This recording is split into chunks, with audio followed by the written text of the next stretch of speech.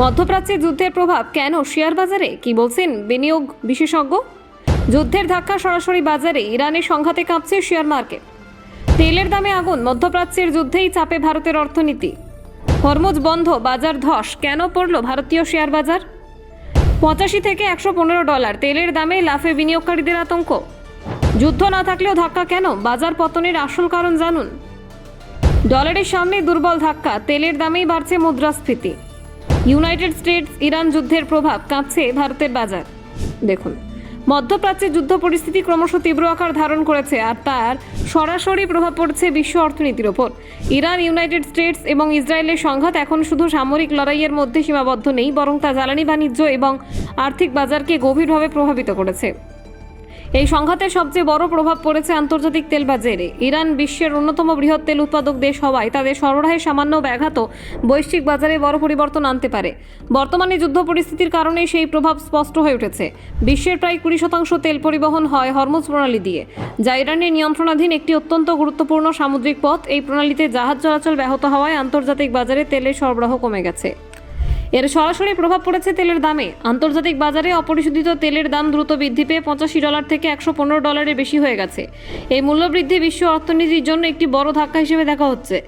ভারতের মতো আমদানি নির্ভর দেশের ক্ষেত্রে এই পরিস্থিতি আরও জটিল। ইন্ডিয়া তার মোট অপরিশোধিত তেলের প্রায় 80% বিদেশ থেকে আমদানি করে। ফলে তেলের দাম বাড়লে দেশের অর্থনীতিতে তার প্রভাব অনিবার্য। তেলের দাম বাড়ার ফলে দেশের বৈদেশিক মুদ্রার উপর চাপ বাড়ে। বেশি দামে তেল কিনতে হলে ডলারে বেশি খরচ করতে হয়, যার ফলে ভারতীয় মুদ্রার মান কমে যেতে শুরু করে।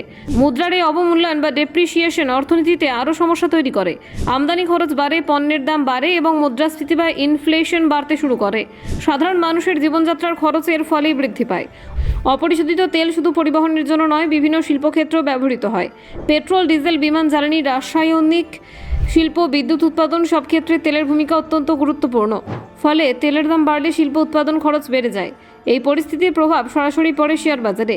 বিনিয়োগকারীরা ভবিষ্যৎ অনিশ্চয়তার আশঙ্কায় শেয়ার বিক্রি করতে শুরু করেন, যার ফলে বাজারে পতন দেখা যায়। বিশেষ করে বিদেশি প্রাতিষ্ঠানিক বিনিয়োগকারীরা বা এফআইআইরা এই সময় বাজার থেকে বিনিয়োগ তুলে নিতে শুরু করেন। তারা নিরাপদ বিনিয়োগের দিকে ঝুঁকে পড়ে, যেমন সোনা বা অন্যান্য স্থিতিশীল সম্পদ। এই ধরনের বিনিয়োগ প্রত্যাহারকে ক্যাপিটাল ফ্লাইট বলা হয়। এর ফলে দেশের আর্থিক বাজারের তারল্য কমে যায় এবং শেয়ার বাজার আরও চাপে পড়ে। সরকারি স্তরেও এই পরিস্থিতি মোকাবিলার জন্য নানান পদক্ষেপ নিতে হয়। কখনো বিদেশি মুদ্রা ধার নেওয়া হয়, কখনো ভর্তুকি বা কর নীতিতে পরিবর্তন আনা হয়। তবে দীর্ঘমেয়াদে এই ধরনের পরিস্থিতি অর্থনৈতিক বৃদ্ধির পথে বাধা সৃষ্টি করে।